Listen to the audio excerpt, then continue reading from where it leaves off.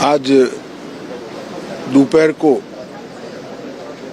Air India की flight संख्या AI 171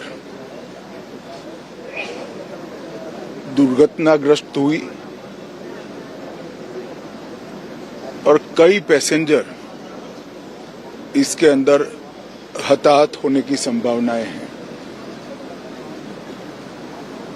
इस घटना से पूरा देश क्षुब्ध है और पूरा देश एक साथ पूर्ण संवेदनाओं के साथ ये जो दुर्भाग्यपूर्ण हादसे में पैसेंजर हताहत हुए हैं, इनके परिजनों के साथ खड़ा है। सबसे पहले मैं भारत सरकार, गुजरात सरकार, भारत सरकार के प्रधानमंत्री जी और गुजरात सरकार की ओर से भी जो लोग हताहत हुए हैं, इनके परिजनों के प्रति गहरी संवेदना व्यक्त करता हूं। 10 ही मिनटों में हादसे के भारत सरकार के पास सूचना पहुंची। तुरंत ही मैंने मुख्यमंत्री जी, यहां के गृह मंत्री, होम डिपार्टमेंट के control room, civil aviation department, civil aviation मंत्री, सभी से संपर्क किया। प्रधानमंत्री जी का भी तुरंत ही फोन आ गया और भारत सरकार और गुजरात सरकार के सभी डिपार्टमेंट एक साथ होकर राहत और बचाव कार्य में लगे। इस विमान में कुल मिलाकर 230 यात्री देश के और विदेश के और 12 क्रू मेंबर सवार थे। इसमें से एक यात्री का बचने का अच्छा समाचार मिला है, मैं उनको मिलकर आया हूं। मृत्यु का आंकड़ा तो DNA परीक्षण और यात्रियों की पहचान के बाद ही अथॉरिटी अधिकृत रूप से घोषित करेगी, मगर जो यात्री बचा है उसको मैं मिलकर आया हूं। घटना के तुरंत बाद गुजरात सरकार ने बहुत त्वरा से डिजास्टर मैनेजमेंट की सारी इकाइयों को अलर्ट करते हुए, चाहे हेल्थ डिपार्टमेंट हो, चाहे फायर ब्रिगेड हो, चाहे पुलिस विभाग हो, भारत सरकार की भी CAPF को संपर्क कर सभी ने एक साथ मिलकर राहत और बचाव का कार्य चालू किया।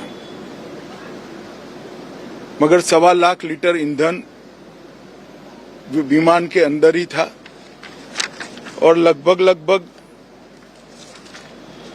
गर्मी, तापमान इतना ऊंचा हो गया कि किसी को बचाने की मौका ही नहीं मिला।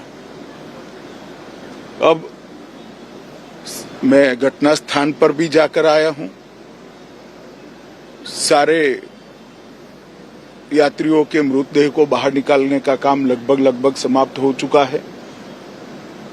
जितने यात्रियों के परिजन यहां पहुंच चुके हैं, वो सबका DNA लेने की कार्यवाही भी 2-3 घंटों में समाप्त हो जाएगी।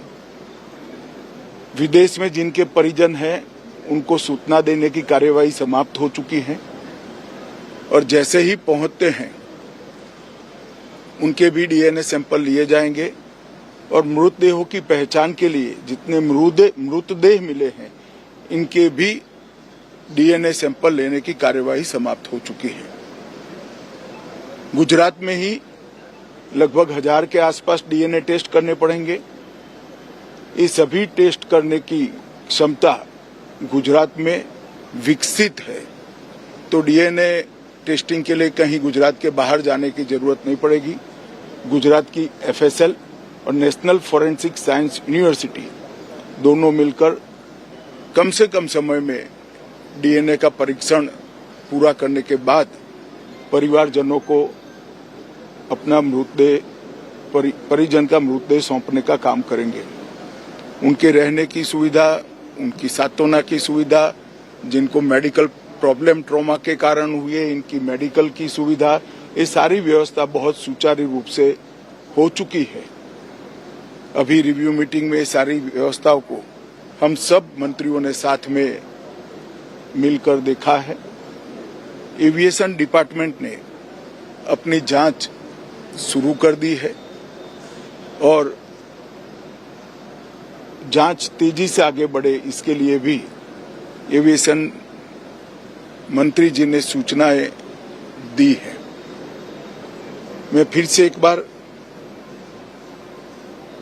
राहत काम में जिन जिन एजेंसियों ने त्वरा के साथ बचाव और राहत का काम किया वो सभी का धन्यवाद करना चाहता हूं और फिर से एक बार जिन्होंने अपने परिजनों को गंवाया है, हताहत हुए हैं, वो सभी को मनपूर्वक संवेदनाएं व्यक्त करता हूं। मैं एक बार जरूर कहना चाहता हूं कि ये एक्सीडेंट है, एक्सीडेंट को कोई रोक नहीं सकता,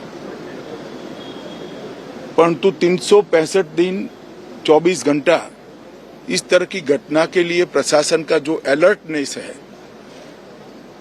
उसकी कसौटी उसी वक्त होती है जब ऐसी घटनाएं होती है। और आज गुजरात के डिजास्टर मैनेजमेंट की तैयारियों का एक प्रकार से दुर्भाग्यपूर्ण तरीके से मगर कसौटी हुआ और बहुत त्वरा के साथ यहाँ पर काम किया गया, वो पूरे देश के मीडिया के सामने और परिजनों के सामने भी आया है। अंत में मैं फिर से एक बार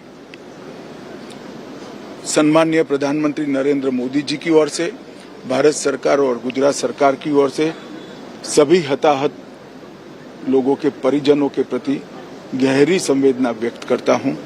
धन्यवाद।